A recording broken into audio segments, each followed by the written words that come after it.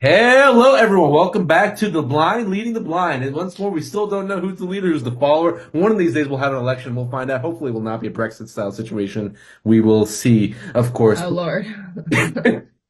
But once again, coming at you live from Washington, D.C., where the weather is nice, the people not so much. You can take that as you will. Is Kunal, your usual friend here who loves to do his art, his Warhammer, his miniatures, and his writing all at once. How he does it, no one knows. Over there in the state of New Jersey, implying that there was an old Jersey, meaning that they failed already once, and so they had to I start feel over. like there was an old Jersey, Half the stuff that's labeled new in the northeast area of the states are kind of like from somewhere in England. The implication being that they failed already, and they're starting over, and they're Ah. still failing.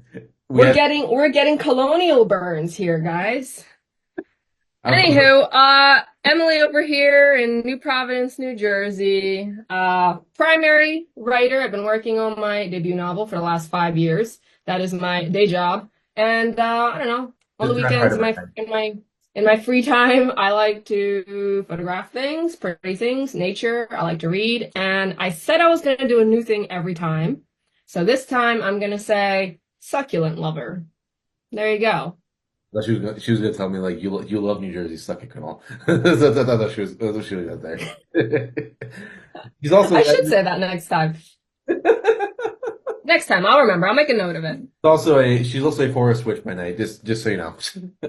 Oh, yeah. See, that was going to be a surprise for the next podcast, but I guess the cat's out of the bag now. So yeah, Forest Witch by Night, guys. Yep, Anyway, also welcome to the blind leading the blind. yeah. As Kuno already said, we don't know who's leading who. We Maybe it really changes every day. don't. We really don't. One of these days, if we ever get a Discord community, we'll hold an election and we'll see which one of us, which one of the blind people is the leader. Maybe it'll be like an honorary title of some kind. And If you, you have a third eye, does that eye also have to be blind? that's a good question. Yeah, Probably. because I'm a Forest Witch by Night, remember? How do forest witches have third? I have a lot of questions. We will save that for a podcast. Another podcast. As is our catchphrase on this show, another podcast. But so today we have a little bit more of a fun topic, which is popular media that we hated. We hated being me and Emily over here for various reasons. Now, this is a little bit more of a less structured one. You're not going to get too much advice out of this. You are going to get is us shitting on you, This and is more of an opinion piece, guys. it's us shitting on media, and you're going to be very angry afterwards, or maybe happy. Who knows? Maybe you agree with us, and you're like, "Oh my God, yeah, I also hate that as well, and I feel so heard. I feel like my voice has been elevated and recognized. It's time to run for like office or something." Or alternatively, To run for office? you'll be like, "Oh my fucking God!" Next thing you're gonna do on the Blind Lead Advice, you tell us that you guys kick puppies, which actually I do in my free time, but well, Oh Lord, I have to remember to put a curse on you for that. you know, More on that later. I don't actually kick puppies. Don't curse me, people. My girlfriend is a pug, and that pug is very adorable. Although I'm more of a cat person myself, though, so take that as you will. But anyhow, so starting it off, this is going to be much more loosely structured. You're probably not going to get as much about writing, but it's going to be a fun discussion, though. And it's I going mean, I could insert some things about writing if to, that would, listeners, you can leave it in the comments. I'll put a few things all here and there about writing. If you like that, let me know because I'm sure we're gonna do more opinion pieces in the future. opinion pieces are fun, but it'll still be a good discussion regardless, and you'll get to witness our usual shenanigans, of like our commentaries and jokes, and Zanker's completely 12-year-old sense of humor about pantsing. All right, so Listen, my humor is diverse. All right, you can take it away. all right, so starting it off, we actually had a bit of a discussion offline about this. The first one that comes up for both of us is The Witcher, actually, and we mean specifically the books, not the games. You want to take us? Yeah. Yeah, sure. So, okay, so disclaimer, I first read The Witcher quite a while ago. I think it was during the pandemic, so it's not fresh on my mind. But I did go back and revisit some of my Goodreads notes, and two things really jumped out about me that I did not like about The Witcher. So One is more focused on just romance and women. So obviously The Witcher, we know Geralt, he's he's a bachelor and he likes to roam about and, have a little fun every place that he goes. We all. But I just, I mean, I feel like in some ways I could almost be on board with that, but I wasn't on board with the presentation of it. So I'll tell you what I mean.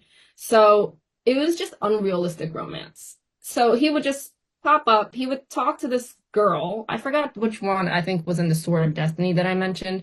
Kunal, if you know, you could jump in here, which girl he was romantically involved with.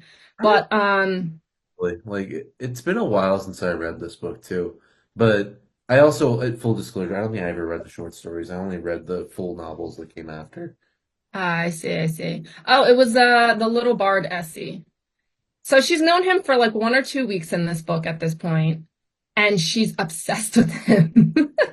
Like, I think for me, one thing it's hard for me to get on board with is like making lust anything deeper than lust, especially if the characters have only known each other for maybe like two Handful. weeks and under. Yeah, so like if it's just lust, like, all right, guys, sure, I can get on board with that. But trying to make it anything far deeper than that, I don't know, unless a curse or a spell is involved, it's really hard for me to believe. And then, uh-huh. I wonder if it wasn't wish fulfillment on Andrei Sapkowski's part. I mean, maybe I don't want to. I'll let you finish first. I have some thoughts. Yeah, and then so the other part of that point was just depiction of women. You're gonna hear probably a lot from me about this on the podcast. It was just kind of cheap, and I kind of I felt like he was writing this for a much younger and perhaps more cis male audience. Probably for like teenage boy. Yeah, and it just like it didn't hit it. It did it didn't hit it. It didn't work for me. And then the other thing I would say that I wasn't a big fan of was just like the really jumpy short story organization. So for me, when I go into like reading a fiction novel or book, I really, really like having a cohesive, compelling plot in which every piece of it sort of naturally flows into the next. I know there are a lot of books that are quite popular out there that don't necessarily fit that description. For example, Cloud Atlas. That was also pretty jumpy in my opinion. You could arguably say other little short story, like a short story format. I also didn't enjoy that book. So those are the two things that jumped out at me, and why I wasn't really a big fan of the Witcher book, specifically The Sword of Destiny. And Kunal, what were your thoughts? So, Eric, I have a lot of thoughts actually. So, first and foremost, what I will say, very hot take, scaldingly hot take, and I'm sure there will be people who disagree. The Witcher is not popular because of the books. It's popular because of the games by CD Projekt Red. I And don't think that's that much of a hot take, actually. it probably isn't, but like I'm sure there are people, diehard Witcher fans out there, Yeah. frothing at the mouth hearing us shit on The Witcher, and so this is a disclaimer for them, actually. Is Um, is Henry Cavill Cavill. gonna Yeah. Cavill is he gonna like jump on our podcast and be like, "How dare you, Kunal?" No, I will say, okay, for one, if Henry Cavill jumps into our podcast, I will be very honored. For one, I would die. Oh that my God. that man is every nerd's dream. He's actually a huge Warhammer nerd, for those of you who don't know, and he's actually working Yeah. on Warhammer series over at Amazon.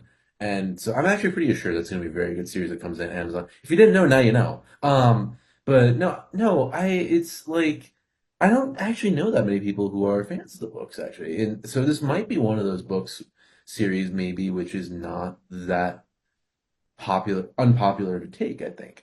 But you know what? Sorry to interrupt here, but what that makes me, I'm curious though, if it's really not that popular in book format, if you go to Barnes and Nobles and you look, or any like major, I guess, book selling store, and you look in the fantasy section, So, obviously Game of Thrones is there, obviously.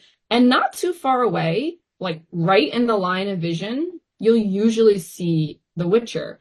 And I know back from when I used to work at my old job, basically we learned a little bit about how brick and mortar stores like structure their items on the shelf because it's based off of it's local sales, yeah. right. So like if it's at eye level or like pretty easy to see, aka not on the top or the bottom, Yeah. they want to push it. So I'm wondering, like, why would they do that if Well, that's pretty easy. people, Very, very easy to answer that question. I mean, the games are immensely popular. The Witcher 3 was so popular that even your yours truly, dumbass chief over here, Panzer Chief, was able to actually heard about it. Yes, I'm gonna keep making this joke. But you're Mr. Dumbass Pantser in Chief? I mean, at least one of these things is true. But Okay. even I heard about it, right? And I mean, jokes aside, I do keep up on game media quite a bit, but. Hmm. That game made The Witcher 3 made so many top game of the year lists for a lot of outlets and people. And I'm like, I need to check this out now, right? And eventually I remember I picked it up randomly one day, much later after release. And I'm like, I get it. I see why this is such a big deal. The game is what made those books as popular as they are. So I'm sure a lot of like media houses are like, well, I mean, if this game series one, two, and three is getting such an audience, and the third game was made CDPR such a big deal, maybe we should, try to sell the books and people will buy them. And naturally, I think there will be an interest. People probably were ordering online. There probably were trends. People got more interested in the original world from the games. And then, of course, Netflix adapted Yeah. largely for the same reason. Actually, fun Yeah, fact. and then I noticed a lot of those books that they after the Netflix show came out, they changed the title. I mean the cover Yeah, so that it was the Netflix cover. it's Henry Cavill on the cover. But you want to know a very fun fact, actually? Andrei Sapkowski actually makes no royalties from the games. Mm, And yeah. he actually was convinced that CDPR is going to fail, so he just took like a small payout, Yeah. the title, the royalties and whatnot, and I think the rights, yeah, that's what I'm looking for, the rights to the just build these games. And he actually got very angry about it later and sued them for money, and they apparently did a settlement. Um, but yeah, I guess we want to talk about the actual books though, right?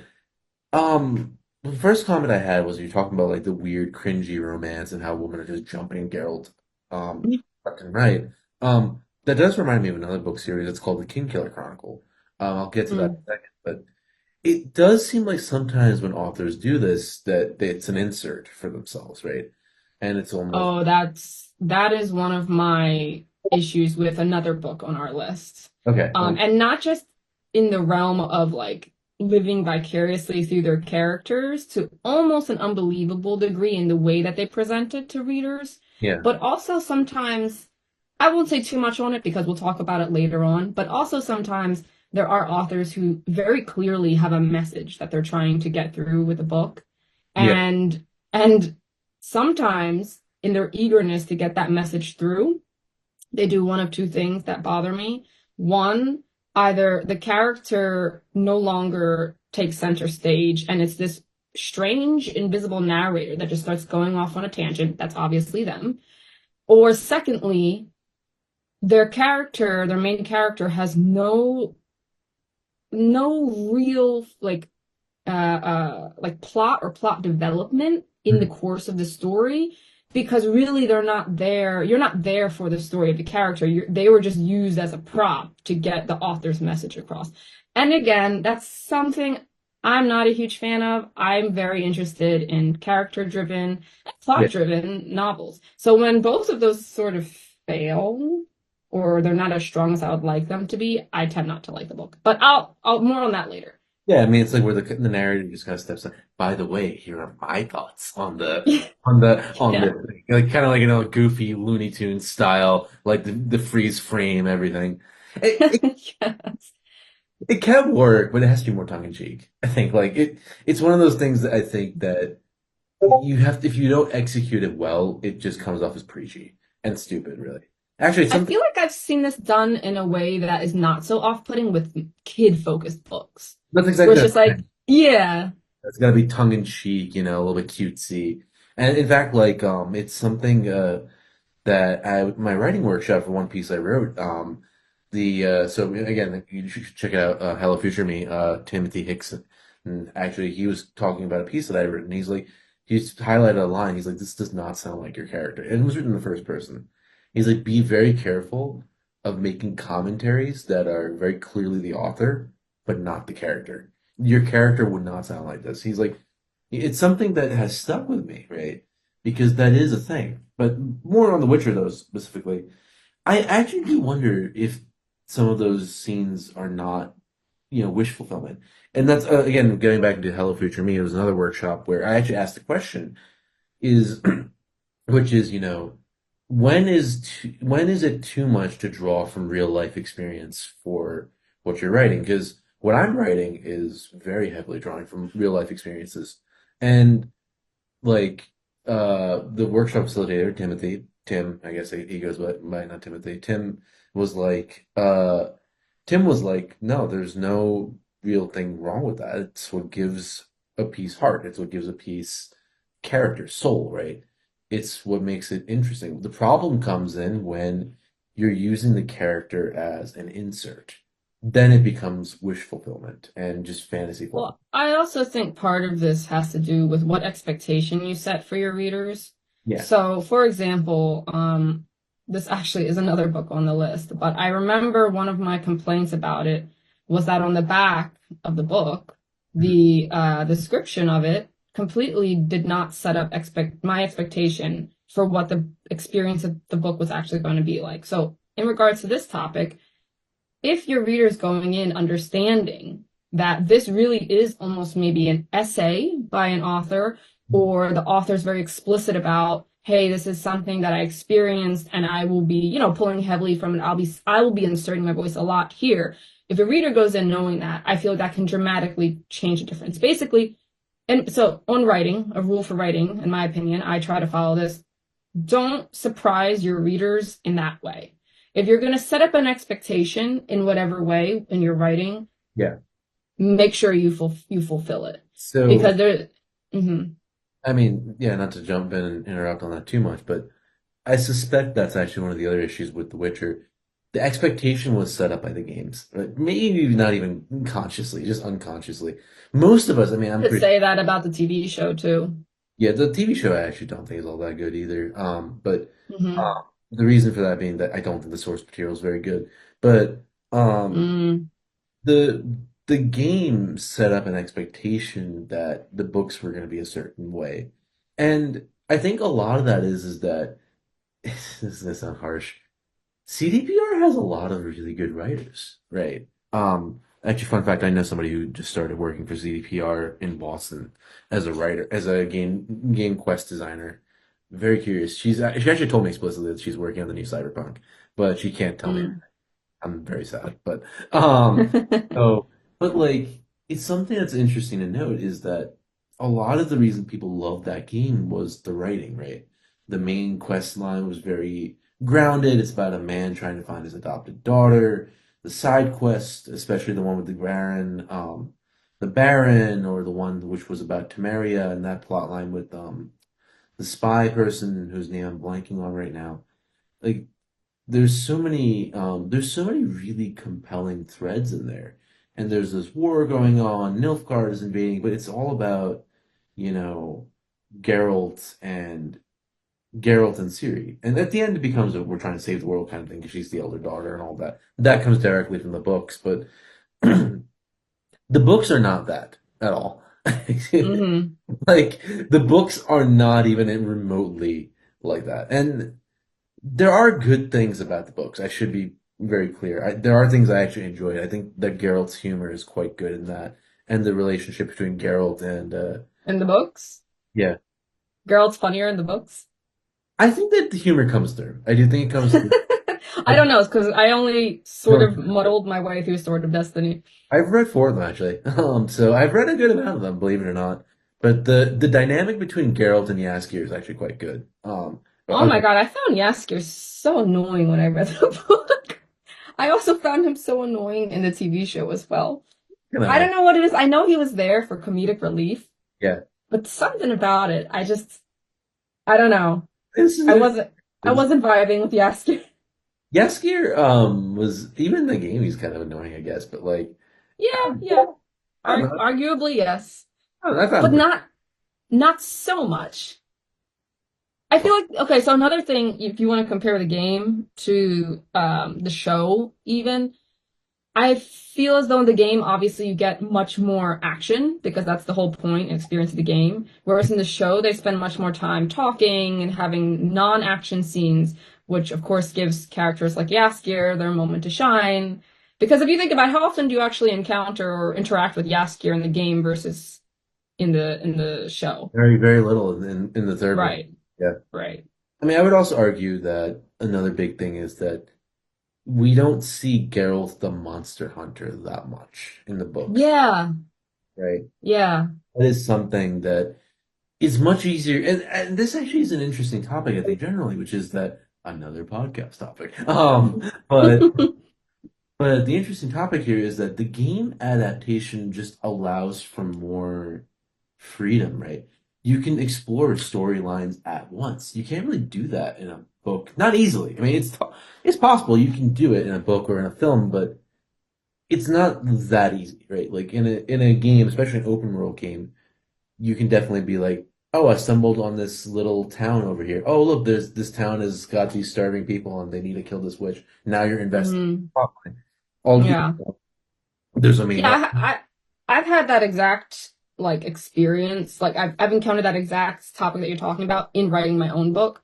So my book is also it's fantasy, it's a wartime fantasy novel. So obviously there are moments in which there will be an intense amount of action. And I've found that what's easier actually for me to write are the slower scenes, are the scenes with the dialogue. I have written a whole war scene. It's like one of the biggest events, I guess like violent events in the book. And I found that it's quite different and it requires a whole different like shift in your mind as a writer. like, Um, yeah, and so but that's not sustainable. So you can't, it's hard to sustain like, when you're playing a video game, for example, and also I used to do martial arts, right? So I'm very capable of describing a scene like, okay, he threw this punch and then he ducked under it and then he threw a hook and then he twirled back or he spun back. Describing the actual step by step by step by step of the physical movements of the character. I gotta tell you, if you do like a whole chapter of that, it will not be very compelling. It's not gonna work. You could do that on paper to design what's gonna happen in the video game, but yeah, in book format, it doesn't transfer well, right? So a lot of times with books, it's just a completely different approach you have to take going into it, and it's not one that really heavily encourages like a whole chapter of just action, action, yeah, action. yeah, absolutely. So I will say one funny thing. There is actually one series of books here on later on this list that I put. We may not get to it because I don't think Zachary is very familiar with them, but Henry Hmm. Cavill will probably actually throw something at me and describe in very grotesque detail how you maul me for saying that these books are bad. But I'll see if I can touch on it later. But some of the books that I don't like, they suffer from this issue where it's just an excuse to depict endless action, and it's just not compelling. Right. The Right. Well, with The Witcher, though, I think what it is that we get more of the world, I think, in the games than we do in the books. The books Yeah. arguably don't come off with a ton of that sort of interesting Eastern European medieval lore. It's there. I mean, it's not that it's not there, but Hmm. it's also you still have your elves and dwarves and gnomes and whatnot, and in this particular universe, like whereas in the game, like I think the crones have their own arc, right? It highlighted actually a very Hmm. compelling series of quests, which I found very enjoyable. I loved that one. That was it was one of the creepiest and one of the coolest ones where they were like taking like what was it? One young man, one young girl, and they were like there was this like a bloody soup and then they turned into like that was Very so compelling. creepy. Yeah. I remember that one very well. Yeah. Yeah, and then you see them at the end, and you realize that they're trying to like get young or something. Yeah. And it's like that's nothing new. Like the idea of that is not new. No, But no, no. it's not new at all, but I just loved it. So I think that could be probably a whole other podcast on tropes that we actually like. Yeah, yeah. But I mean, it's also like on the topic of like the other podcast idea of how adaptations sometimes can do better than the original, and I think this is one of the ways that they did better. I would also argue though that yes, that is a pretty common trope, but it's not what they used to see very often in modern fantasy, I feel like, right? I mean, especially The witch, like a three person witch. it's not common in video games. It's not very common in a lot of the more popular fantasy these days either, I feel like. Yeah, I suppose. Sorry, because I thought of another one. It's different though. It's Fate. It's You know like, how oh, Fate has the crone, the maiden, and yeah. So that's kind of like an overlap in that. It's always this idea of this like mythical, magical, like potentially celestial kind of creature that has three bodies. yes. And yeah, so maybe not necessarily a witch that has three bodies, but I do feel like that's not too uncommon. I'm just thinking of The Sandman by Neil Gaiman. And you know how there's like the dream talks to he talks to the fates. The Fates, I remember. And And like, then right. yep, And so if you include the fates in what we're discussing, I feel it might not be as uncommon because then there's like Blood of Zeus on Netflix. I And know. then like yeah, then he talks to the fates. The Well, three, you know. it's a very common mythological trope. You don't see it though in epic fantasy or in like I see. like Neil Gaiman is using it for the same reason as it's a very common mythological trope. Yeah. Raise that one. But continuing back with The Witcher, also suspect that it just doesn't translate well from the original Polish. It's very possible that it just works better in the original language. But that said, like it is interesting because The Witcher is actually a very popular series in Poland, is my understanding. The books were a household name actually, in Poland. They actually had a TV adaptation. Um, Yeah. It was animated, wasn't it? no, it's a live action one. There's a live action Polish Oh, really? called Hexer. Yeah. Oh. Um, Huh. and they Oh, actually sorry. I'm getting confused because they made two animated movies on Netflix. Oh man, it's so funny. There's a really funny meme actually where they show the guy they cast as Geralt in the polo, Uh-huh.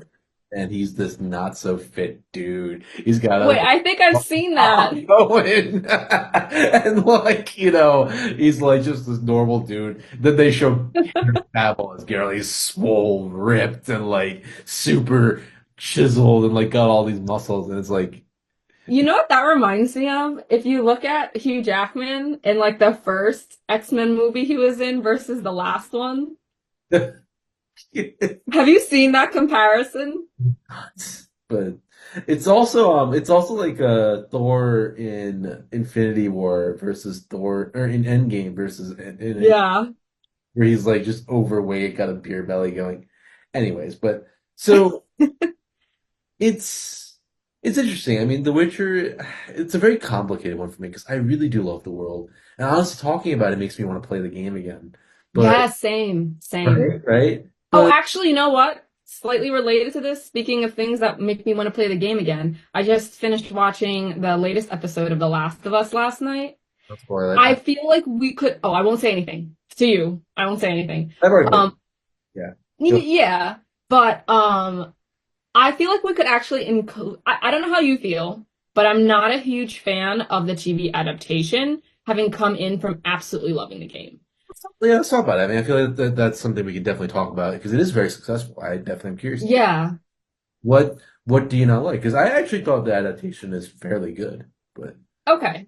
So I feel as though, and this is actually, I think I would apply this to the first season and the second season. I'd have to probably think a little bit if there's any difference in my opinion on first versus second. sure. But I just feel so we sort of touched upon this. In the game, the world is like massive. You have the opportunity to explore it. There's so much extra detail that really immerses you into that world, which I absolutely loved. And Oh, furthermore, the game has so much you want? raw content to pull from in the in that they could use in the TV I show. mean, interrupt. You want to know something funny? Actually, The Last of Us Part. Yeah. There are three apartments in Seattle where there are Warhammer 40K games going down. You actually like can when you walk through them, the various levels. There's fully Oh, that's modded stuff. cool. Three different games going. I remember screenshotting it and sharing it on my social media back in during the pandemic, and I'm like, these guys decided to live out the apocalypse of clickers and all by playing Warhammer 40K. People after my own heart. This is probably what I would do too. That's pretty cool. But yes, sorry. Um, Man. yeah, no problem. Yeah, okay, I'll talk about like the second season because it's fresher on my mind. Sure. I feel as though moments in the game that I absolutely loved, they either rushed through or they just didn't include at all.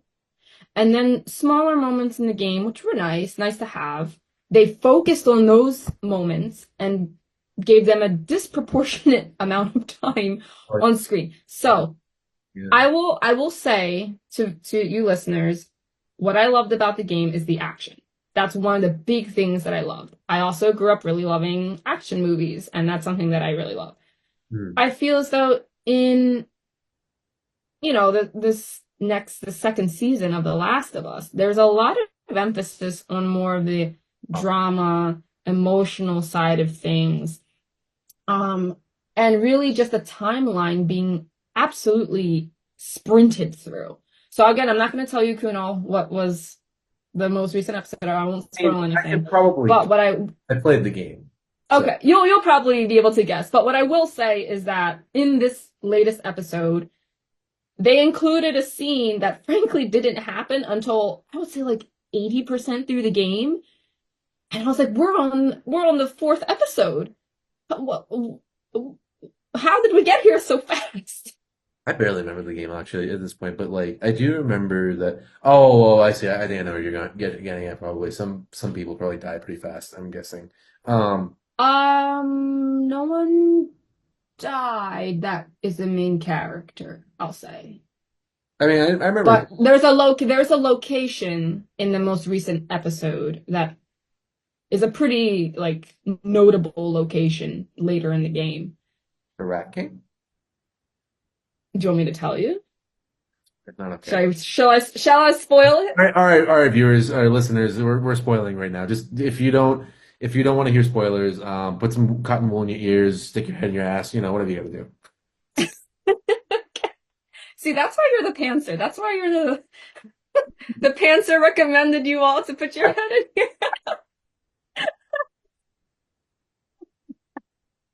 I mean, listen, I also am very much of an improv individual. I actually do improv comedy, or I used to. So, I mean, this is all improvised. So, yes, go ahead. Yeah, Yeah, I love it. I cotton wool love in it. your ears. So anyway, yeah, they were in the theater. Do you remember? I vaguely remember the theater part. Yeah, like It the was it was a pretty characters in the theater. Yeah, Yeah, it was a pretty big scene in the theater. I think in the game we actually lost a pretty big character uh, who is not there, which is fine. But it was just the fact that it came so quickly when I felt over the course of these four episodes, we really didn't have that much adventure if you compare it to how much you had in the game. So that was my big thing that I kind of felt last night. kind of action. I mean. And we were literally just talking about this, I guess, like, okay, you can take your head out of your ass, guys. Like, And if you're an ostrich, you can take your head out of the sand. nah, I told them to put their head in their asses there. Okay, all right. Even ostriches. So any ostriches listening to our channel, you also have to Start listening. listen to the pantser. So, I mean, like, it's an interesting question, right? Like, because we were just talking about this too, like, which is about like, does action translate well into media? And it's the expectation setup because video games are inherently very action heavy, right? Like, Yeah. there are very few games out there. I challenge you, you listeners, and also so Anchor here, to find games that are not action heavy, but are still also games that you keep coming back to time and time again. There aren't that many. Games are typically very action oriented. I guess the exception would probably be something like Minecraft or A building kind of game. Yeah. Well, so that would be hard for me to answer because when I play games, I usually play action games, like action role play games. yeah, and So those are gonna yeah, be right. right. But The only other game that I don't like that probably isn't action heavy, I don't know, like um gee, it's hard to think of one. Oh, I used to like Plant Tycoon a lot. Plant Tycoon? You know, the Tycoon games? Oh, It's like like okay. yeah, those were fun. Playing those. I remember playing But those. again, they're not RPGs. So They're not the types of games are that they? They wouldn't be adapted to Did you? film, technically. But Actually, that would be kind of cool to see like a an adaptation, film. You know they. Oh, you know what this reminds me of? It's not quite the same, but it's tangential. yeah. They made a game out of Plants vs. Zombies, and it's Oh, like a multiplayer game yep, I heard about this. that they then turned into like an action, like play with your friends Oh, it's gonna be kind of like game. this kind of an adaptation that would just be like Battleship. I feel like something really stupid. That film was not bad. Yeah. I will say, like maybe in a future podcast we talk about like underrated films. I would probably actually put that in my underrated film. It's actually got its moments. It's kind of fun, but Oh, yeah, I have some underrated film ideas too. underrated media. I have a lot of those actually, but no, but for The Last of Us, like I understand the decision of not doing too much action because a lot of The Last of Us draw, I think, is the very compelling emotional beats, right? The deeply compelling story and whatnot. I think your complaint is not an uncommon one, though. I have seen this before where people are like, "Where's the action?" Right? And like people were like, we want to see more like zombie action," but I can. And to be completely fair, like Neil Druckmann, is one of the producers or the director or the writer, something. He's pretty heavily involved, and he also made the game. Um, I feel like that the series. I actually want to say that I could agree. The series could do with maybe one or two more sequences of actual action. And I don't Hmm. think that would take away from the series at all. That being said, Episode 2 had some pretty great set pieces. Like that whole shootout in the town with the massive clicker horde coming their way. That's fair. Right, That's that was fair. very compelling, right? And it was The thing is, do you remember if that scene was in the game? Jesus, that's the thing. Like, it's been such a long time since I played this. Also, it was during the pandemic. I've blocked out Yeah. everything I did, You're like, I So blocked out those memories. yeah, I mean everything's just blacked out. I mean, you could tell me, that like I was pantsing at that time, and I wouldn't know. I mean, You know what? Actually, Kunal, you were. Actually, you were. I saw it. we weren't even talking at that time. This is a lot. This How is would you fake know? news. You blacked it This is fake news. That much I remember. out. Dear listeners, don't Oh think man. stick your head. Yeah, Kunal, stick your head up your ass. Oh my God. Yeah, dear listeners, Kunal and I have sort of like, I don't know, we've known each other since how Oh, how 10 how long have we known each other? Like 20, 10 years? Yeah, so we've known each other like for a long time, but you know, through life, we kind of just like meandered and then like we'll talk and then disappear from each other's lives and then talk again and so now we're back at it again. So it's like yeah. it's the claim of like the Zanker here saw things during the pandemic. Very dubious. Very dubious. All I can say. To be fair, I was like also a crazy hermit during the pandemic. So I think I just holed up in my apartment. I remember getting really into zombie stuff. I think I mentioned that like on one of the other podcasts. And that's when I started getting really into Korean films because I saw Train to Busan and I was like, oh my God, this is amazing. See, okay, actually, Train to Busan would be a good example of how you can have a nice combination of crazy action, but also focus on emotional and drama. Sure. I'm kind of curious, really, like whether or not like what the decision making process was for The Last of Us. Really, the only thing I'm looking at from The Last of Us season 2 is a Warhammer reference, just so you know. If you see one, you gotta let me know. If I see one, I'm gonna get on top of my sofa and scream. My whole fucking apartment's gonna hear me. And If any of our listeners see it, if you watch the show and you see it, you gotta comment and let Kunal know. it's important. It's very important to me. Yes, I like that's your homework. We should give homework in each it. episode. Find the Warhammer reference. Yes. No, you're not wrong. I mean, that is something that you're right. There's a lot less action in The Last of Us. I don't think it suffers for it. I just think it's more slower, which is fine. I think it's about expectation again. I Yeah, think if I didn't play the game, I just went in without knowing the game and just watched it, I feel like I would like it a little bit more. that's probably true. And I think that's probably what they're doing is that they want to widen the audience further so that they can get gamers. Like my girlfriend and I watch it, and she's really into the show too, and Hmm. is arguably she's never touched the games, right? So, um, But do you feel like she's now, because she watched the show, do you think she wants to play the game? she's not much of a gamer, right? Her main idea of gaming is Animal Crossing. And I'm not shitting on Animal Crossing. It is a fun game, but it's a very if that's like the main kind of thing that you're really into, you're not gonna play The Last of Us. Let's not kid ourselves. Right, right. So, like, I don't think that necessarily the show is meant to convert people to the game. I think it's sort of just to It's just kind of introduce people who aren't gamers.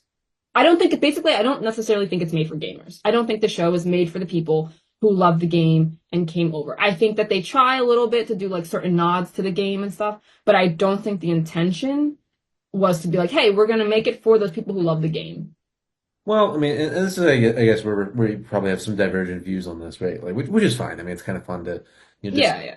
disagree, but How dare you disagree with me? No, I'm just kidding. I mean, that's the tenor of politics today. So I mean, it wouldn't be too surprising. Yeah, Oh, unfortunately. uh, Yeah. blind leading the blind. We have a blind exit, Blexit. There we go. Blexit. Blexit.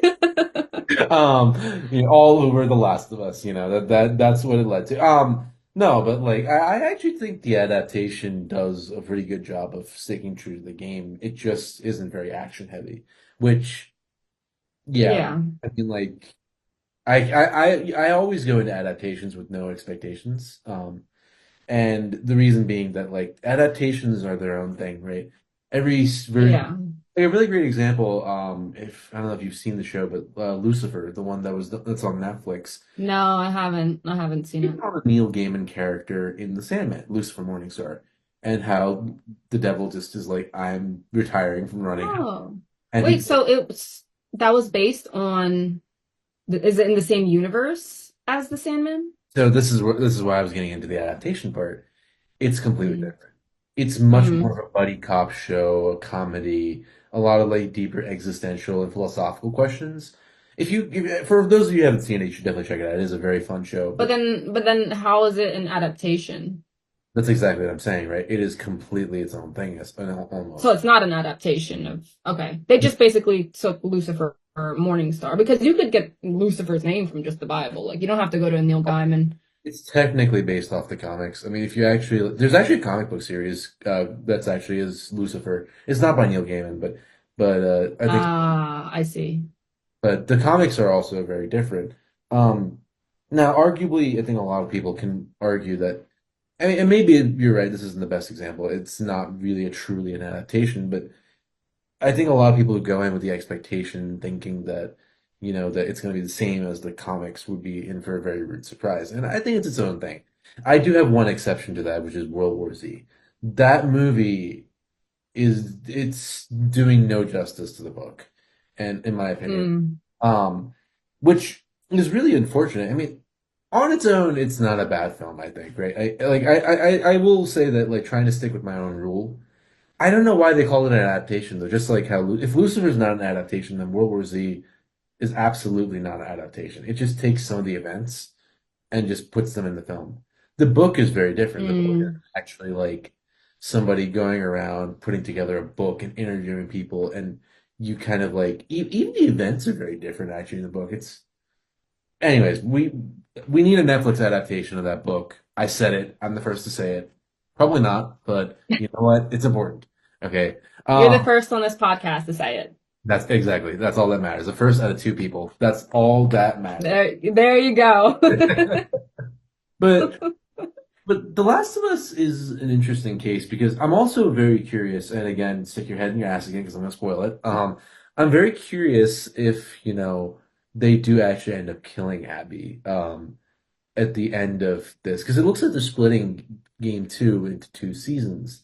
And I would be very curious if they do that because that is something that Abby's whole arc has and character are very controversial, even in the game, right? There are players who are on YouTube, allegedly. I mean, this is something that one of my favorite YouTubers was talking about when he analyzed the game. Allegedly, there are YouTubers out there who actually showed videos the best way to end the game, and they'd play as Abby and throw her off a cliff or something. Um, like she's very hated, right? And so I wonder how Yeah. to handle it. So. we'll see. I personally think it's not terrible at all. I actually really like the Last of Us shows. Um, but I guess I might be the other 50% on this podcast on that one.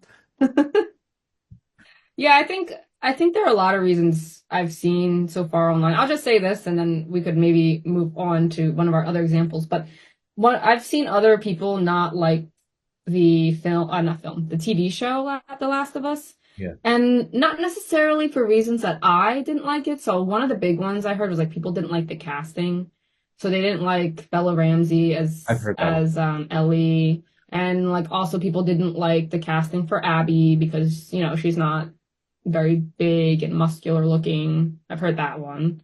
Oh yeah, Um, Abby's like extra swole and like super. yeah, yeah. Actually, one, You know who uh-huh. could have cast but she's kind of had a fall from grace. Who's that lady? Gina Carano, the one who was in like one of the Star Wars Was shows. she from WWE? Yeah, that's the person. Yeah, Yeah, oh my God, I remember her. she's I had a haven't thought huge. about her in a long time. She's had What a. what happened with her? So she was on The Mandalorian, which actually this is a great segue into our next one. But she was on The Mandalorian, and it turned out that she had a lot of these tweets where she's this crazy Trump supporting anti-vaxxer type person or something like that. Oh, I'll be honest, don't take my word for it. She had some pretty controversial shit though. And Disney's like, fuck off, we're done with you. And so like well, they what's her name again? Gina. Carano, I Oh, think. Carano. Yeah, she's the first thing that came up. I'm just looking it up really quickly. Yeah, yeah. I mean, Um, she had a whole thing. She was actually gonna star in her own show for Disney Plus. It was gonna be called Ranger. oh. Right. And they So, canceled. according to Google AI, her controversy stems primarily from her social media posts, Yes. particularly one that compared the persecution of Jews by the Nazis to the political climate in the US. And this post, along with previous ones where she mocked mask wearing and suggested voter fraud, led to her firing from Lucasfilm and her role on The Mandalorian. She has since filed a lawsuit against Disney and Lucasfilm claiming wrongful termination and discrimination. All There, right. I mean, End quote. I think that Google AI is maybe neutering it a little bit. I think that the persecution thing was actually with respect to vaccination, something like that. It goes a little bit further. Mm, Not I'm sure that there are probably some conservatives listening who are like, hey, you can't talk about this stuff like that. And to you, I say, I hear you, but let's be real, like, this is a little ridiculous. And if you don't think that, I can't help you really. I mean, like, well, the other thing I would say is disclaimer, I think we already gave, but hey, maybe this is your first video that you're watching on our channel. yeah, we're Kunal pretty and liberal I here. both, yeah, we're both liberals. So Like, if you're still interested, we'd love to have you. you're welcome to But just listen. know that. I'm not gonna You're tell you. welcome. Yeah, absolutely. I will not discriminate in that regard, but just know that you will probably hear You're gonna hear a lot of very our liberal positions, and you will hear a lot of stuff that very much lines in up with some liberal views. That said, if you have an open mind, you want to listen, you're okay to hearing that. Welcome. yeah. I'm And sorry, one more comment, one more note on that. I feel like a lot of people they'll say like, "Oh, like you shouldn't talk about politics. This isn't political. That isn't political." I don't think sometimes people realize exactly how everything kind of is political. Politics is So, life, right? Like, it affects right. It affects. affects your whole life. Like every aspect of life is affected by politics. Yeah, So, we're not a political channel. We don't discuss politics, yeah. but we do talk about Talk themes in about that. media, themes in books, things that resonate with, yeah, storytelling. Storytelling is political. And So just keep that in mind. these things will have an impact on discourse, right? Like, so it's gonna show up. Yeah. But we're keep that in mind. You're welcome to stay, of course. Um, Yep. but yeah, so that's a great segue, though, I guess. The Mandalorian part. Into our, Next media piece, which for Anchor here is Star Wars in general. And I guess for me it is as well now, but I'll get to that. But for me, it started specifically with the sequel trilogy in The Mandalorian. I'll kick this off with Mhm. a little bit of an explanation. So, Star Wars. This is going to turn off a lot of people, but I think some of you will understand that, given the direction Disney has taken post acquisition. Star Wars Mhm. is a very interesting one for me because I actually grew up really loving it. For whatever reason, my school really hated Star Wars, but that's a story for Really? Yeah, it's a very. I'm not gonna name my school here because I don't want to do some PII stuff, but like they are a very elitist set of people. So, they were not fans of that media franchise for whatever reason. So, but that's a TED talk for an entirely different day. So what, Star Wars wasn't highbrow enough? I guess so. I couldn't tell you, but Interesting. so Interesting. we will discuss it in the podcast. Yeah, So. yeah, yeah, yeah. We can move on.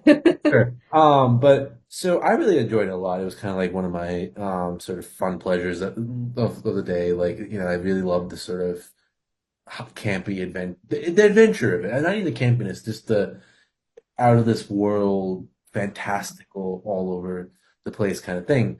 Then, I mean, recently, I think a lot of you will resonate with this because I kind of see you on this, right?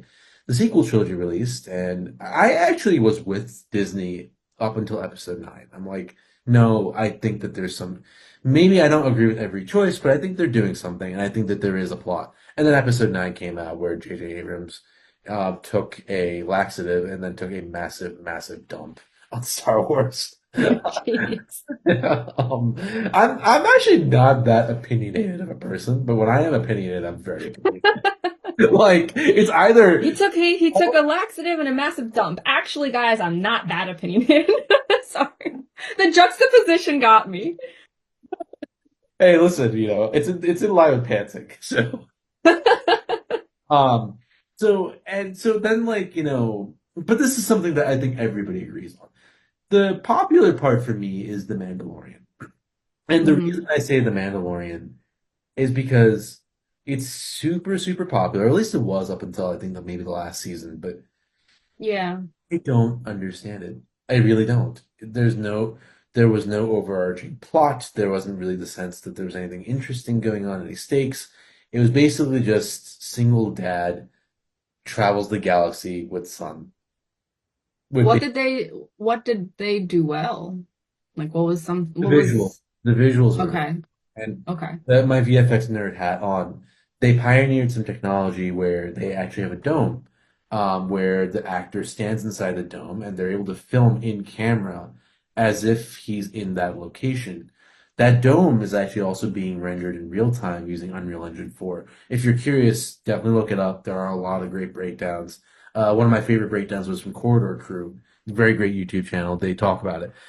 Generally, though, it kind of for me, like a lot of people were talking about, like how this is a breath of fresh air and it's so refreshing and it's so nice that Star Wars is returning to its roots. And you could see it, right? It was very much like 60s or 70s style episodic, self-contained episodes. Gunslinger being the Mandalorian bounty hunter character, right? Hmm. Right.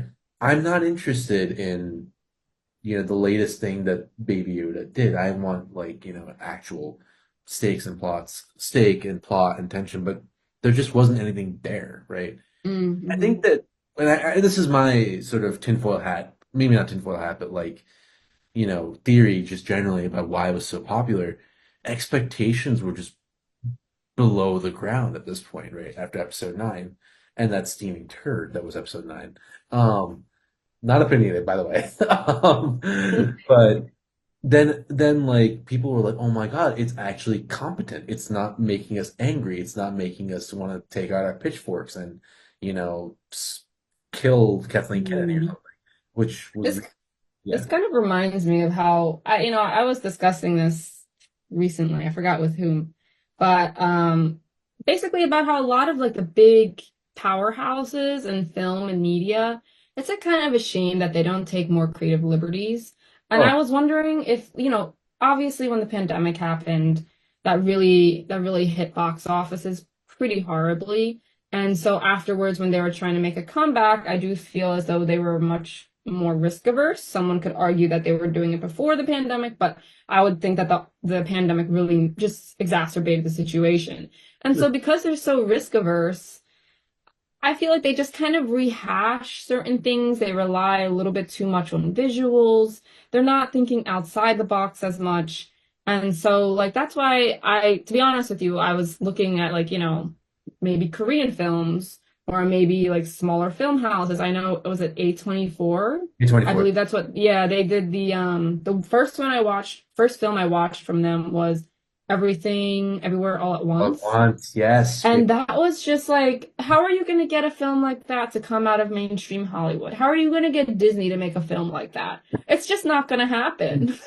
Disney's gonna insert a cute teddy bear that they can sell later. Yeah, exactly. So it's just like, it's a shame. One of my more controversial takes as well is I don't like Disney. I've always been on this sort of soapbox that Disney is not a good media house. It's a force for evil in media.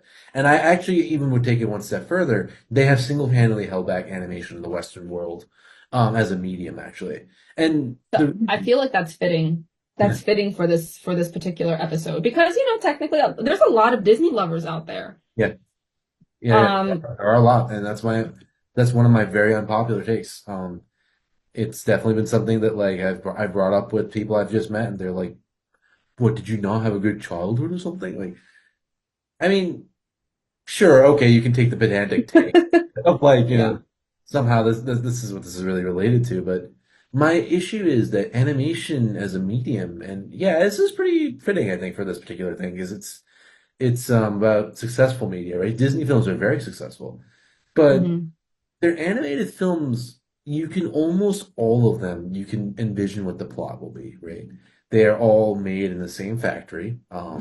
They are all kind of cut from the same cloth, comes from a cookie cutter sort of thing. They lack soul. Maybe in the 90s, right? Like maybe there were some films that had more heart to them, right?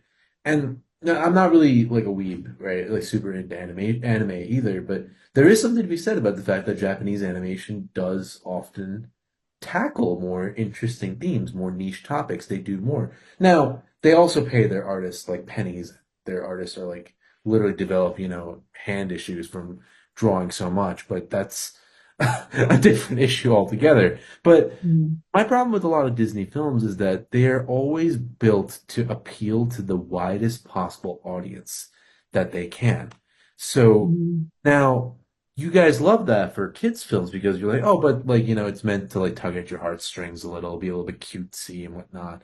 And you think, but it's animation, it's meant for kids. I mean, and this is kind of my point though, right? Like animation is a medium, it's not a genre, right?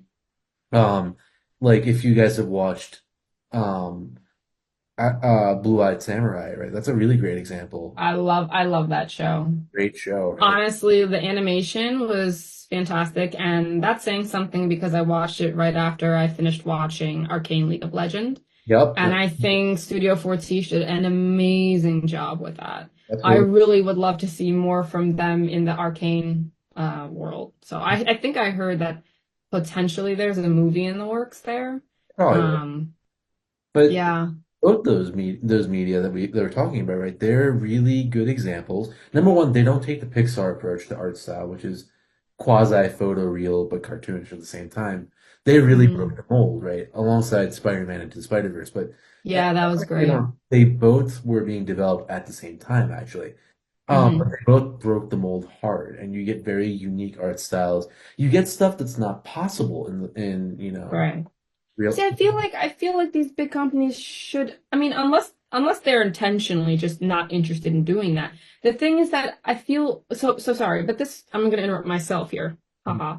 But this reminds me also of Love, Death, and Robots. So Love, Death, and Robots, I'm thinking it's top of mind because it's coming out in 2 weeks and I'm super excited. And what I love about it is that it just showcases lots of different art styles in like very small, digestible little episodes. And I think, as far as I know, considering that what this has been renewed for third or fourth time, I don't remember which season this is, Yeah, third or fourth, it's pretty successful. it Blue is. Eye Samurai was successful. Arcane was successful. Like, yes, Love, Death, and Robots was very successful. And And they so I did feel a like, Prime show it's by the same creator. Level Up, I think. mhm, Secret Level. mhm. Oh yes, yes, Secret Level on Amazon Prime. Yes, I could see that. And so obviously there's a demand there. There's an interest there. People want that. Yeah, and a lot of what it is that companies like Disney and we can tie it back to what we were talking about originally with Star Wars as well. Disney is a company first, right? And again, there's nothing, not to get into the more deeper argument about whether that's a bad thing inherently. There's nothing inherently wrong with it, but what a lot of the times you'll see, especially with publicly traded companies, is that they're trying to grow their profits as much as possible, right? It's not enough Mhm. to just be making a steady, like, I'm making 100 million profit per year. That's not enough. It has to, and let's say it's also keeping up with inflation. That's not enough. Investors want to see that that's tripling, every year. Yeah. Which is, I think, kind of the issue with Disney is that they want to make a movie.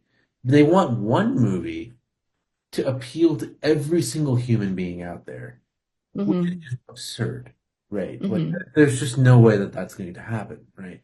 And that's, I think, inherently what was so wrong with the sequel trilogy.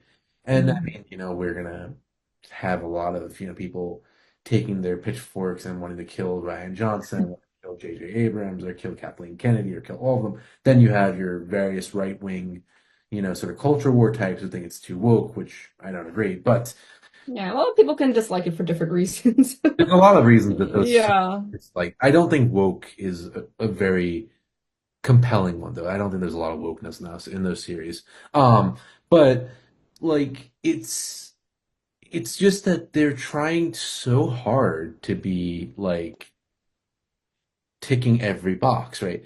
And arguably after the prequel trilogy, what they wanted was they wanted to go back to tried and true, let's stick to the old format. So what did they do? They set up okay, at the end of the original trilogy, the Empire is dead, the rebellion won, they're building a new republic. Except no, they're Hmm. not anymore. Now J.J. Abrams comes along. It's like there's a new empire. It's called the First Order, and there's these resistance folk. Hmm. I didn't actually think that those first two movies were all that bad, but like you've already kind of shot yourself in the foot now because now you're not doing anything new, right? And But this, yeah, yeah.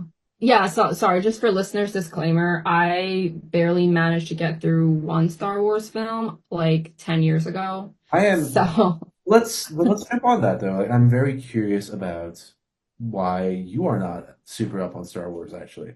Because well, I remember at the time, my boyfriend at the time, he was really into Star Wars, and I think he asked me, do you want to see it in the order that the films came out in, or do you want to see it in chronological order? And right. I chose chronological order. Well, that was your first mistake.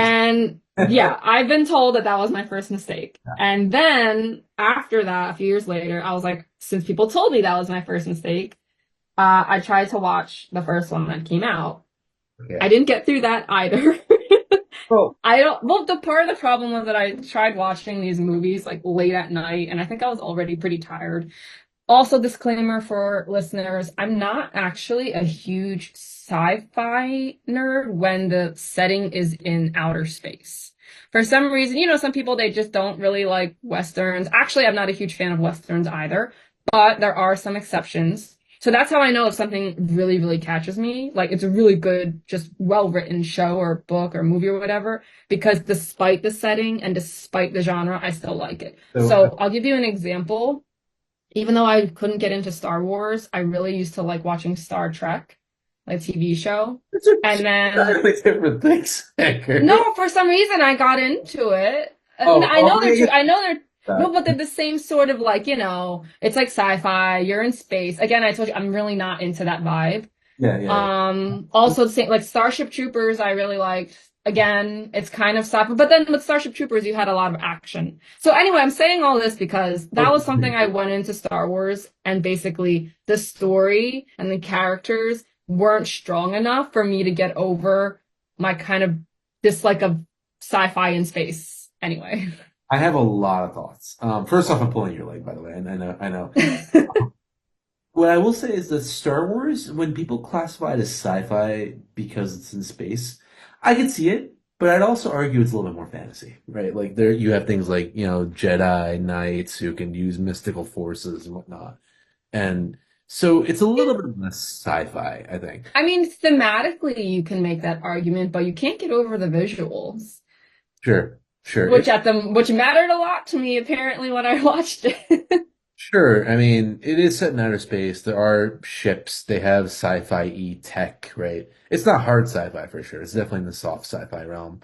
Hmm. Um, Star Wars is very campy, right? I mean, like it's very campy, it's very over the top, it's very melodramatic. It's not Yeah, it's basically the hero's journey retold, right? And okay, and this is going to be where I actually will reveal my own take. I think that Star Wars is a little bit less relevant in today's world. Star Wars' biggest claim to success in that age that it came out, which I think was the 80s or was it I don't the remember. 70s? One of the two, right? But their biggest claim to success was the visuals.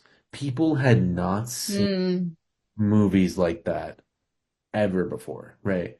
And they hold up Hmm. even today, arguably, right? And if you look at like the filmmaking process, which is kind of my nerdery in this, right?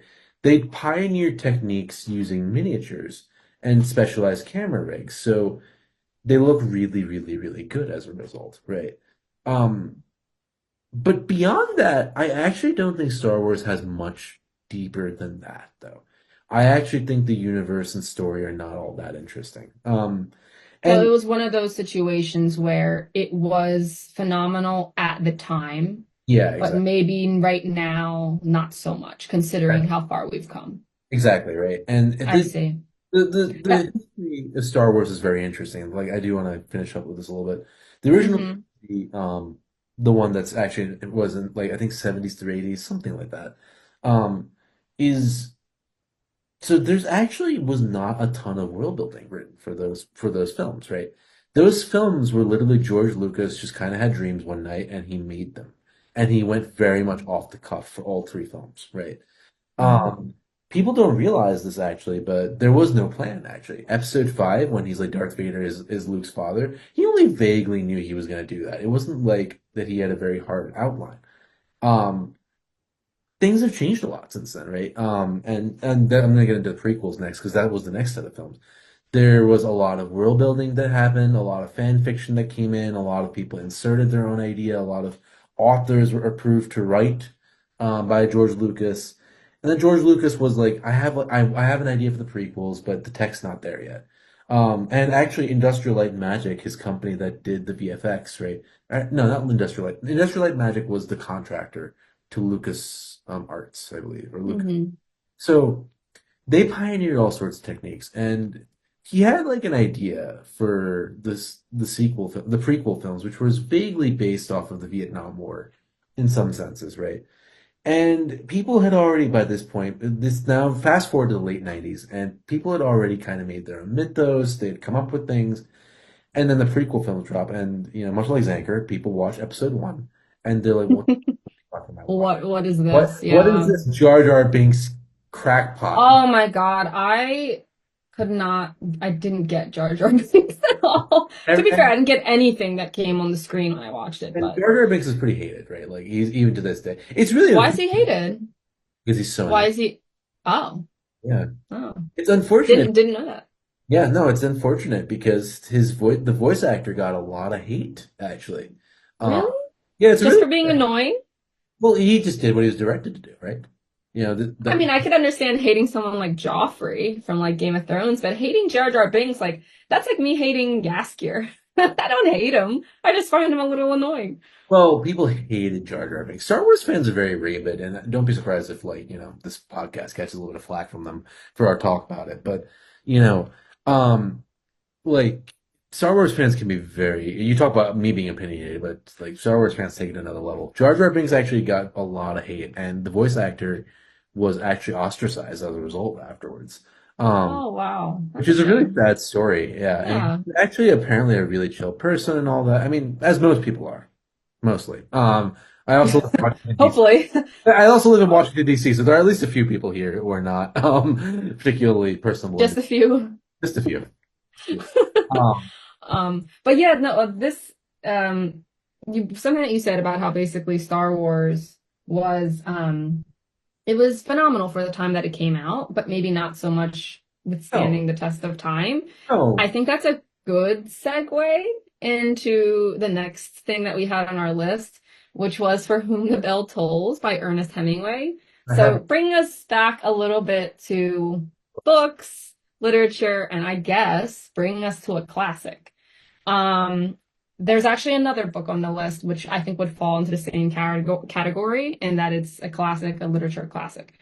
Um, So, Kunal, remind me, you read it, right? I have read it once, a long time ago though. This was for like I think high school. I read it or something, and I liked it well enough. But I was also like 13, 14 years old. With if you think I'm dumbass chief now, back then I was dumbass Edward in chief, who also very actively engaged in pantsing. No, I did not. I mean, But listen, guys, he was in high school, so I mean, me in high school was a very interesting character. Um, but but no, like I did read it and I remember liking it enough, but keep in mind I was also reading it as part of required reading, right? yeah. I'm surprised that you liked it even enough, considering it was required reading, because I read it and it wasn't required reading. I read it as an adult, and oh man, I really did not like that.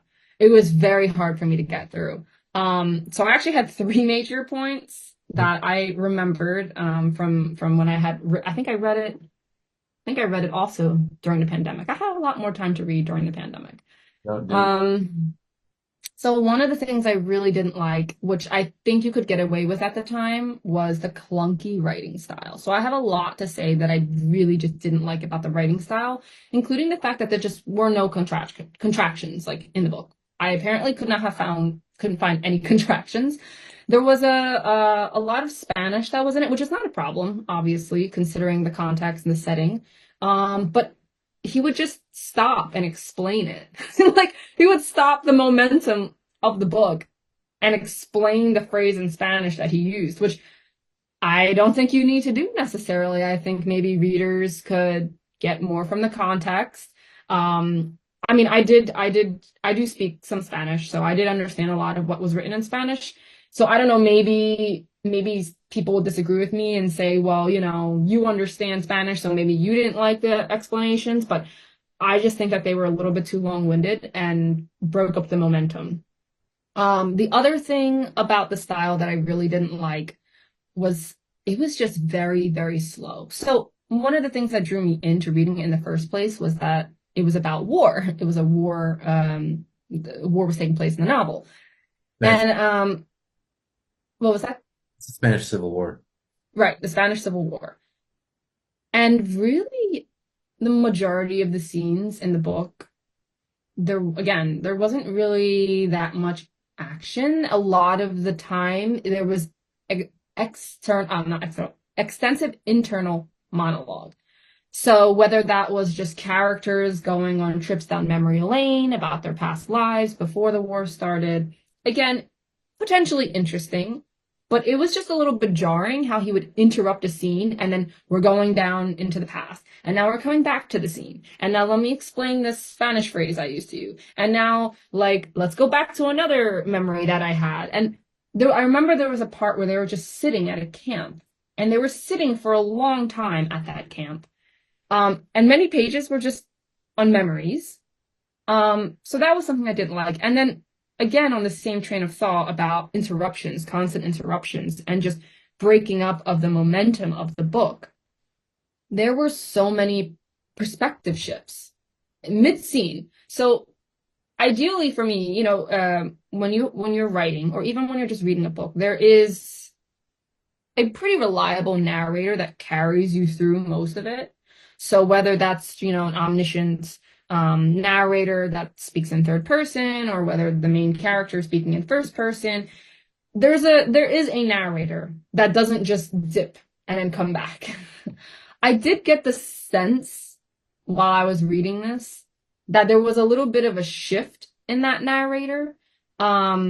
Maybe not necessarily the narrator, but this omniscient guy was just telling us, okay, so here's a scene. There's five people. So she thinks this, and then he thinks that, and then they think this, and then those two guys over there, they think that. It was very jarring for me to read. And I was like, you don't need to tell me all of that. Like, that's not necessary. Maybe people would disagree with me. Listeners, you can comment and say, Emily, you're crazy. I think how he did it was wonderful. I think it really Well, added this to is the your homework. book. This is your homework. Yes, this is your homework. Call me out if you disagree. different, I was gonna say different strokes for different folks, but Going off of our whatever. 13-year-old humor, everyone. Blind people Sorry, blind, 13-year-old. I had to, I had to insert it. Sorry. We are But yeah, 13-year-old blind people, everyone. 13-year-old. yeah, there you go. You were warned about that, so Where? can't complain too much. You were warned. Yeah. Where? So if you made it this far, don't complain that much.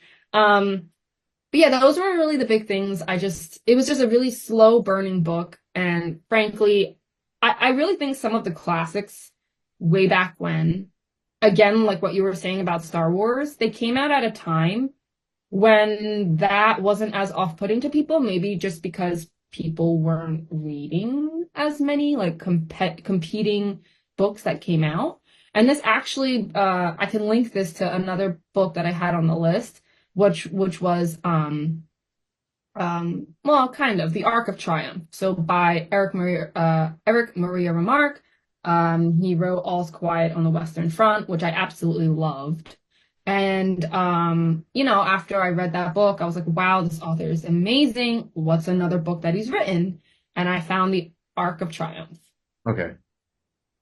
And not as so I will say I can't really comment on Art Triumph, so I'm gonna probably just have to skim over that one a little. But for the Mhm. Bell Tolls, it's interesting that you say that that the writing style had not aged well. Because Ernest Hemingway, I think, is largely considered the inventor of the modern writing style, is ironically enough.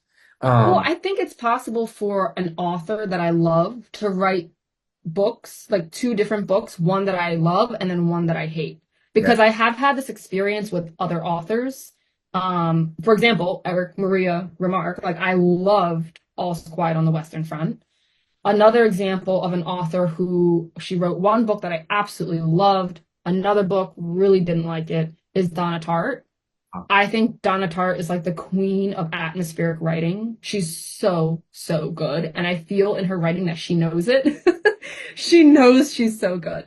Um, the one book by her that I really loved, I think it was called The Little Secret or The Little Friend. I have to look it up really quickly. sure. Um, But believe it or not, Donna. I actually read though two novels by Ernest Hemingway. So I read From the Bell Tolls and A Farewell to Arms, which arguably A Farewell to Arms is his most famous novel. And again, I remember liking it. That was not required reading, so I just read it as is. Mhm. From the Bell Tolls, I would not be surprised I read it as a required reading. I'm like, this isn't that bad.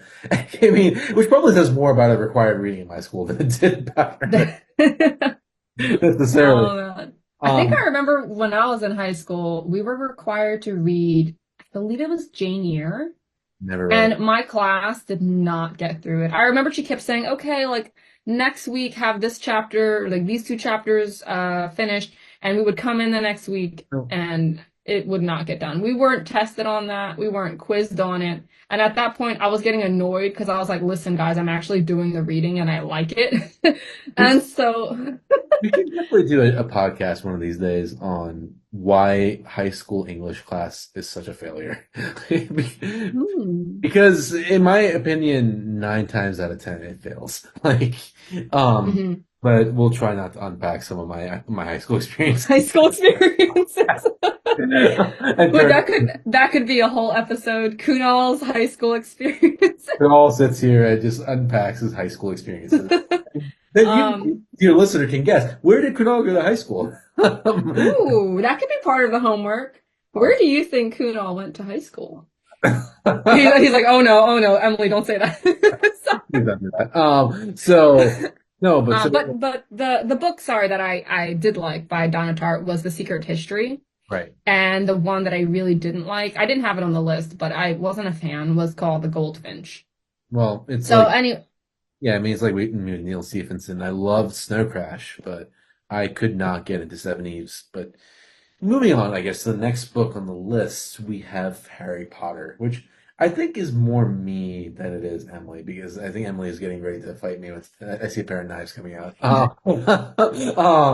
So I will admit to your listener, it's not that I hate everything popular, because I just sat here also and talked about how Star Wars is not as good as it was. In fairness, I also did like Star Wars at one point. I just don't now. Post sequel trilogy, my views have shifted significantly, and I think a lot of people will probably agree. Um, Harry Potter, I think, is an interesting one. I read that when I was young, much like many of you probably did, listeners. I actually really did enjoy it a lot. The first like four books or so. The first four books I actually genuinely was very into. Book five onwards, I just couldn't. Book five I thought was kind of bad. Book six I thought was a little bit better, but not much better. And I never read book seven. So,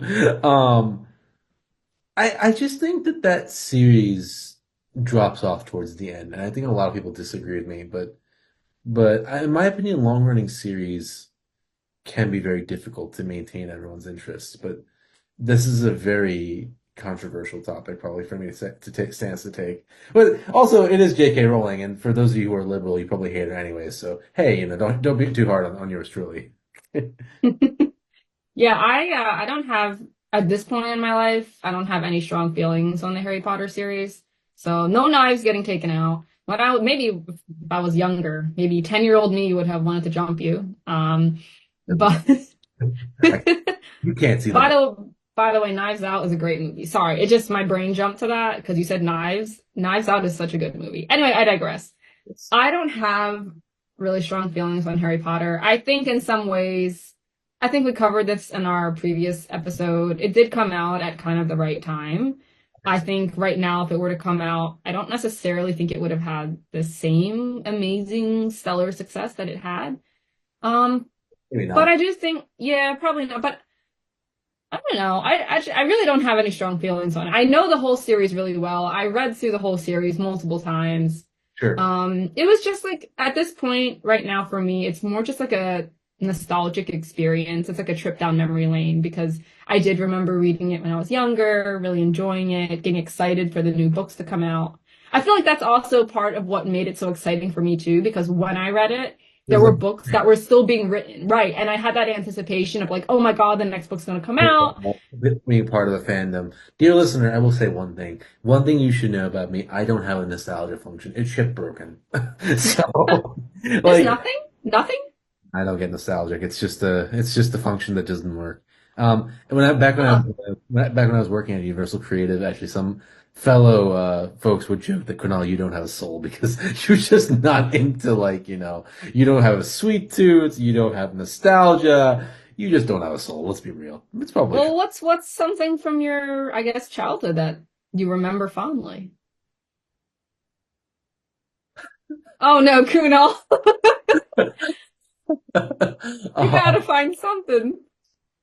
um, God, what do I remember fondly? I mean, I guess Star Wars would be that thing, I think, right? If I'm being Okay, right.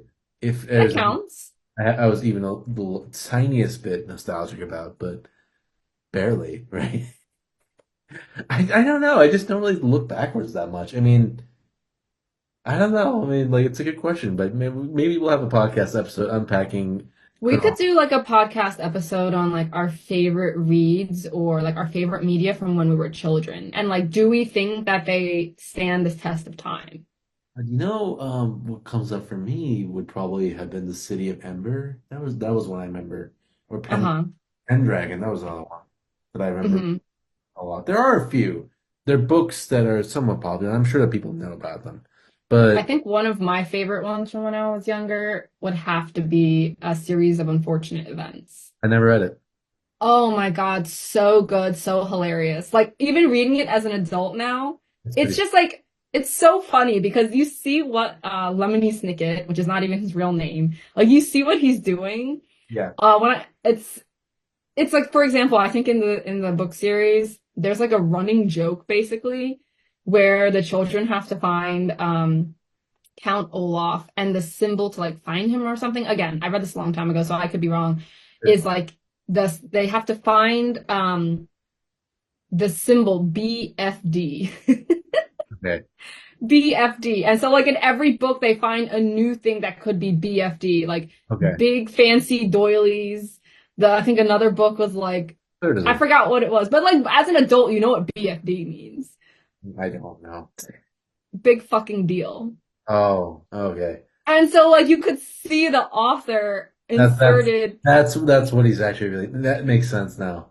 You know, Yeah, and as an adult, I'm like, okay, that's actually kind of hilarious. you It's know, Hmm. No, no, I will say what's interesting is that like it's interesting we're talking about like childhood books. There's actually another book I'm gonna jump in the list on there. The Inheritance Cycle is what I remember really loving as a kid, and it's something that I read the fourth book for relatively recently. I mean, I think I might have been 19, maybe 20 when I read it. 'Cause the Mm. fourth book didn't come out for a while. Is that recent? Whew. Feel like 20 was ages away. I don't even know who I was at 20. We're old. What can I say? Oh Where my God. it was pen drones, but Oh my God. I think um, the club that lasted like one one it lasted a year. Okay, listen, year. it lasted a Yeah, year. that's how we met, dear viewers. Pen drones, good Pen drones, yeah. with our third friend who we will not name here. But no, but so I remember it was around that time I think that I read book four, and I remember being like, "Why the fuck do I like this series?" Mm, And I think that with that one, people will. I think there are a lot of people who would agree with me on this one. So it is a very successful series, but this opinion is not unpopular. It's imagine Star Wars were like a swole guy and Lord of the Rings was this really hot woman and they both had a kid together who was an ugly mess. I don't know why I chose that particular run with it. Run with it.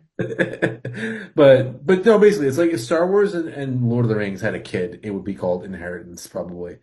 Now, on the surface of it, that's not actually a terrible description, I think, right?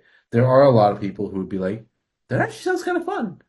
Um, yeah, Star Wars thematically, and then like it's like Star Lord of the Wars plot wise. Rings. Star Wars plot wise, thematically, it's Lord of the Rings. So it's fantasy, but it's very much the Star Wars Yeah, yeah, I plot. can see that. It's like, there's a big rebellion against this evil emperor who apparently also is related to the main character who is trained by this wizard in hiding, and he's actually got a secret destiny. The beats follow very closely to Yeah, like yeah, I can see that. very, very close. I didn't even make the link until like I mean, to show you dumbass and chief. I was like 19 or 20 and I didn't make the connection until then. Probably a lot of it is that I stopped reading that cycle and I started watching Star Wars. And I just never realized that they were the same thing in essence. But a lot of the I think criticisms of that trilogy, quadrology, quintet, whatever, four books yeah, four books is that it's actually just the same as Star Wars, and it's like, yeah, it is. It's like Star Wars and Lord of the Rings, basically. I hadn't heard that. So I read it a long time ago when I was young and the books were still coming out. I actually remember loving that series I and then remember it too. watching the Aragon movie and hating it. What, Which what I think, a- yeah, I think everyone pretty much agreed with that. I think the film really did not do well. But I remember also reading that Christopher Paolini, when he started writing that, was like 16 years old. yeah, he was very young. And so I was so inspired by that because lo and behold, I always wanted to be a writer, even from when I was the age at which I was reading those books. And to be honest with you, I haven't revisited them as an adult. So I'm pretty sure if I were to revisit it right now, I probably wouldn't love it the way I did as a kid. And the only criticism I do remember hearing once, or maybe reading once, was that someone made a very specific criticism about how apparently he used some kind of magic to Aragon to Hmm. make an alarm clock for himself. And the person didn't like it because they were like, "Oh, it's basically it's too much this world. It's too realistic." I never heard that criticism, but the magic system in Aragon or the Inheritance series generally is very hard, right? This is a very hard magic system because it's basically based off of using a language to describe what Yeah. to Well, happen. I don't think that was their criticism about it not like I don't think they had a criticism of the magic system itself. I think their criticism was that it was just too close to our world. Like, oh, why are we using an alarm clock? Like that sounds like something we would do, you know? Yeah, I mean, Which again, I kind of understand that only because I try to avoid that in writing my own book. Even with terminology that I want to use, I try not to use like what are like some things from our own life that we would find very jarring in a fantasy setting. it, You it's know, like it's very hard, right? Like, and that's mhm. something I'm running up in as well, which is like I'm writing a small sequence of like I said, my book is very heavily drawing from real experiences, but I'm writing a part where the character's in high school. But what does high school look like on a planet where there's demons that are fighting this endless war against humans? And so, like, it's hard, right? Because you want, on the one hand, you want to remain true to the experience, but on the other hand, it's still also high school. Well, People, then that's also finding that balance between not inundating your reader with unfamiliar terms, but also yeah, giving enough unfamiliar terms so that you do feel as though you're not in the same place. yeah, yeah. So It's that's a whole podcast in itself, and that would be more focused on writing. Yeah. writing. That's basically Yeah. everybody's writing focus one. But no, so Inherent Series, I think, has not withstood the test of time. It's something that you do see it all over Reddit where people are like, this is just Star Wars. And it really is. It's not bad, I think. I don't hate it on on the level that I've hated some of the other things, like Episode 9 of Star Wars, which was absolutely J.J. Abrams taking a laxative and taking a massive shit. Um, um, very, very descriptive on this podcast because we are the blind leading the blind, so we have to be very descriptive with our words. You know, I what do I know about the shit other than the fact that it's massive? Do you really want that description? I don't know. You said that we're very descriptive. Now the listeners have an expectation. Jesus, talk about expectations and whatnot. Listeners, Google an image of a massive turd. That is Oh my absolutely. God, actually, speaking of expectations, I wasn't a great big fan of Great Expectations, I I think by can't remember that. Dickens either. Yeah, I'm, I wasn't a huge fan. it's supposedly. Sorry, at the period in my time, I kind of went through all the great classics, and I would say about half of them I wasn't a huge fan of. I've still not gone through the great classics, but speaking of classics, this is probably I think our last one we go into. One Yeah, other one that is considered a classic, but not technically, but it's not like a piece of writing. It's Red Dead Redemption 2. It's back to video games. classic video game. People had it on a lot of their top lists, game of the year lists and whatnot. And I have now tried this game recently too. Like, this is a game I've tried in the last 4 or 5 years. Like I actually tried it as recently as about 2 years ago. I've tried to get into it 5 times now, and every time I give up. And I still do not understand what people love so much about Red Dead Redemption 2. So, what do you not like about it? I have thoughts, but what do you not like about Red Dead Redemption 2? So let me start with what I do like, and then I'll get into what I don't like. Okay. Because I feel like I don't want to be negative Nancy here and just shit left and right. I feel like I put a lot of negative energy into the world. I do think Red Dead 2 is a very beautifully realized recreation of the Wild West towards its end. I do think that there are a lot of great voice actors, a lot of great dialogue. It is a Western, right? And it does the Western thing pretty well. Um, some of this, what I don't like, might also just stem from the fact that, much like Xanger here, I'm not actually a big fan of Westerns. Mm, But the main thing for me is that it is fucking slow. And I don't mean just in terms of plot. I mean even just getting around. It feels having to use a horse off. for a lot of it, yeah. And this kind of reminds me of another game that I thought that actually is actually more controversial, which is Death Stranding.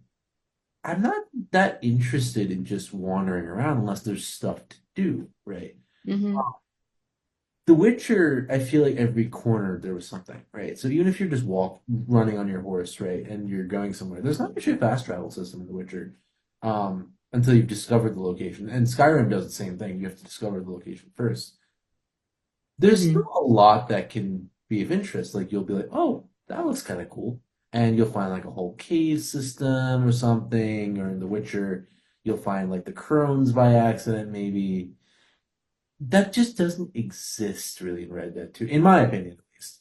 There So I are think, yeah, I would agree with that. But to respond to that point, I think, yeah, I definitely agree with what you're saying. I think that maybe I guess the people who designed the game, they try to fill in those big gaps with these little like side quest things. So one of the things I actually did like about the game, or at least I found cool, it was just a cool feature of the game, Mhm. was of the hunting aspect. Yes, yes. So like you could go about and you could there was a compendium in like after the main menu of like all the animals in the You world. can hunt. Yeah, I remember. And you could hunt, you could find them, you could add them to it. There was also a compendium of weaponry. So I think That maybe is the side content, basically. what was that? That is the side content. It's stuff like that. Right, exactly. So I think that that's what they were trying to do. I mean, to your point, it was slow, like you did meander around a lot, but I think they were hoping that players would sort of get into fishing or get into hunting or get into collecting guns like that. Well, see, that's the thing. Like for me personally, this just wasn't all that compelling, right? And maybe Mm, it speaks more to like, my kind of genre that I like. I like high fantasy a lot. I like dark fantasy a lot. I hmm even like sci-fi and space quite a bit, actually. Westerns just don't click with me, right? mm, Like, how Zach over here doesn't like space sci-fi, right? I just like don't quite like, and I think a big part of it is that if you're being authentic to Westerns, right? Typically there's not a ton. It's the Wild West for a reason because it's still undeveloped, hmm right? hmm And so as a result, it's like, well, what do I do in this world? You hunt, you craft, do this, do that. It didn't click. That didn't land. It was too slow. The main plot was very hard to really just kind of speed run as well. hmm Um, Whereas with something like The Witcher, or if we want to talk about other similar games that I guess that are more Western, maybe Fallout or Skyrim, right? Skyrim has a lot of walking too. I think underappreciated amount of. Yeah, I was gonna say that has a similar vibe to actually Red Dead 2. Well, for Red Dead 2, my issue with it is a little bit different from yours. What you're saying, I do think is valid. That's valid to the experience of playing the game. It wasn't as off-putting to me because I did kind of like exploring the little hunting and fishing and collecting like I think at one point I went after trying to get this really fast horse or something, like just side quests. Um, but what I didn't like about Red Dead 2 was pretty much the ending. I Uh, felt like they put me through so much. No, like literally, like the plot matters to me. If I'm yeah. gonna invest that time, I really like immersive RPG games. That's one of the things I love about The Last of Us. You know what I mean? Like they get arguably, no, not even arguably, really in reality, it's a much more closed world than RDR because RDR2 is Open- massive. That's open world. Yeah, Last of Us is it's not. very right. It's very open world. Um, so in general, I do like open world. It has that in common with Skyrim. But the thing that I really didn't like was just the ending, like, was so like, what the fuck? Like, I'm gonna ruin the game for you. So at this point, if you don't want me to ruin the game, you haven't played RDR yet, Stick your skip head. I past. forget. Yes. So I've been speaking, you have a little bit of time, so just not listen. So now what I'm gonna say is, what the hell did they do to Arthur? I'm like, this dude has been through it. He has been through the ringer. I have been with him like all this whole way. I'm rooting for him. They've attached me to this character, and then he just fucking dies. Like he doesn't even get a happy and he doesn't even make like a family. He kind of had that girlfriend they sort of, alluded to. Like he Please. might have had yeah, he might have had something there. We don't really know. And Yeah. then he just dies. And then at the end, we're supposed to follow become invested in like the little family that one of the guys in his gang built. I forgot the guy's name, James or something, Yeah. John. Yeah, John, I think it's Red Dead. John. Yeah, and okay, again, viewers, listeners, I should say, I didn't play any RDR up until this I game. had So if there's any, you did. I have not, no. Oh, okay. So if there's anything maybe I didn't appreciate about that ending because I didn't play a game before this, please let me know. But I went in only playing RDR2, and at the end, I was very attached to Arthur Morgan, and they just fucked my dude, man. They just screwed him over. Like, what was that? And so, yeah, I was really mad about that. I was really mad. I was actually okay with the game. As we've already said, I'm not also a huge fan of Westerns. I typically don't watch like Western shows or read Western like books. I prefer the original trope, which is the wandering samurai trope, which is what westerns actually. Wandering. Hmm. Yeah, but despite that, I still really enjoyed the game pretty much right up until the end. And I mean, Kunal was also correct in saying how it's quite slow. It does go slow. I think it just that's one of the aspects of just the super, super open world. I think they just assume that you as the player, you want to stop and just meander, explore, collect things. It's Yeah, so there's not enough content there. Like there are games that do that too. Some do it poorly, even more poorly. Death Stranding, hint hint. And then some do it a lot better. The Witcher, I think. mhm. But dear listener, if you're wondering what actually happened to Arthur Morgan at the end, he got pantsed. He got pantsed hard, and that's why Emily here is very And very. I'm so mad about that because that man did not deserve it. He had been through too much. I had been with him He had a good along the pair. He had a way. good pair of pants. I was so mad. Oh my God. Anyway, yeah, Uh, that I think it's a good point to end it at. yeah, that concludes our our rant. The TLDR basically is that a lot of I think in closing I feel like the themes that I'm noticing is that it's either stuff that expectations were just not really matching what the thing, Hmm. or it's just stuff that hasn't aged well. And I think Yeah. the summary for most of this. There are Or some in writing, there's some stylistic notes that I had. there are other Um, things here which I think would be interesting in maybe doing a part two, but I mean I think Emily has not read Joe Abercrombie or no, most of the other things on the list I haven't. I feel like that would just be a Kunal. it'd just be me ranting again. Yeah, I'm yeah, sure there's somebody out there who finds that really interesting. yeah. But, I mean, if you would like, you can record that and I can add it on, no problem. But yeah, I would say also in summary, it's when, expectations don't meet what you're given. When in writing, basically stylistically, it's a very choppy style. Momentum, but for me, a big thing is momentum. If you're destroying the momentum of a story, I'm not there with you. I think for me also from RDR2, even a little bit of The Last of Us, but even in the game, it's just like when they attach you to characters I and would then they like screw your favorite character. So I'm not a fan of that.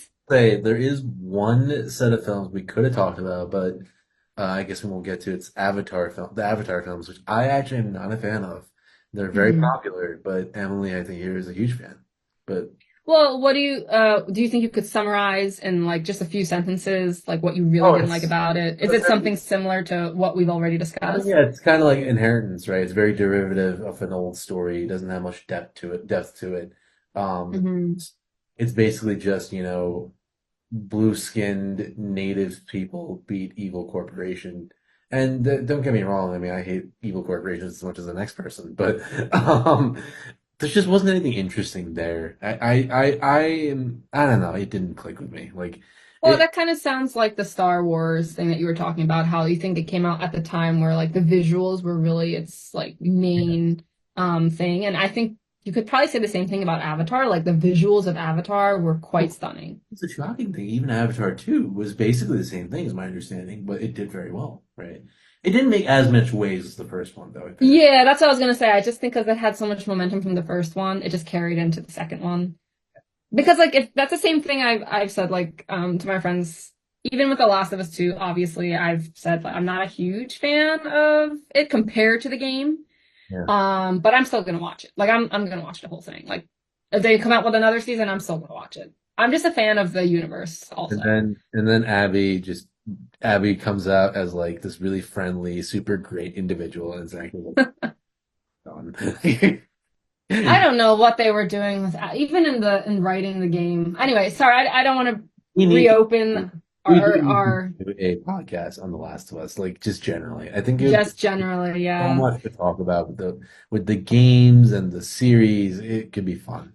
Well, I Yeah, think we should probably close it off at this point. Dear listeners, please absolutely. take your head out of your asses if you had them in there the whole time. Start listening again. Get those neck muscles moving around. Get some blood flowing. Because, having your head in your ass is great way to develop neck cramps, just so you know. So, I salute you for your flexibility. all right, guys, thank you so much for listening. We will be. And yeah, What? we'll catch you pretty soon. Yeah. Yeah, maybe another 2 or 3 weeks. We'll get you another Mhm. episode. Yep. Thank you for tuning in to our little rant. Yeah. Don't forget the homework we gave you. Yep. Find So Warhammer references. I want you to find Warhammer references. In particular, Joe, stop sleeping at your fucking keyboard. I can see you. Now, please yes, subscribe and share. As always, as all these YouTube creators say, I think it's the thing that all the cool kids say. So I'm saying, hit that hit subscribe. the subscribe button. If you don't, Abby will find you. There you go.